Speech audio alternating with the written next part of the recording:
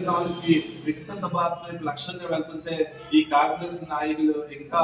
naxalism Maoist భావజాలాన్ని పెంపొందించే విధంగా వీళ్ళు ఇంకా ఈ రంగంలో ఉండడం చాలా దారుణం, చాలా సిగ్గుచేటు అని చెప్పి ఈ సందర్భంగా తెలియజేస్తూ, మరి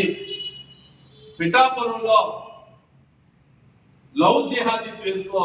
ఇంకా మరి సాహిద్ బాషా అనే వ్యక్తి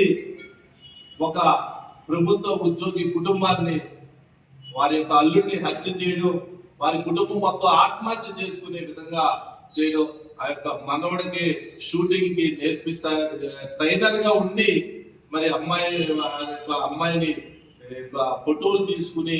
అమ్మాయిని బ్లాక్ మెయిల్ చేయడం, వారి యొక్క ఆస్తులు మొత్తం ఇతని మీద ట్రాన్స్ఫర్ చేయించుకోవడం, అంతేకాకుండా అమ్మాయిని మానసికంగా శారీరకంగా హింసకు గురి చేసే ప్రయత్నాలు ఉండగా ఆ కుటుంబం మొత్తం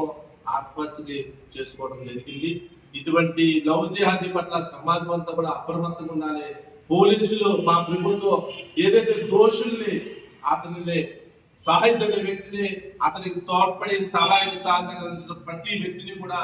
ఖచ్చితంగా తగిన శిక్ష వేసే విధంగా మేమందరం కూడా కృషి చేస్తామని చెప్పి పోలీసు కూడా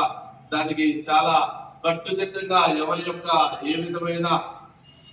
ప్రలోభాలకి లేకుండా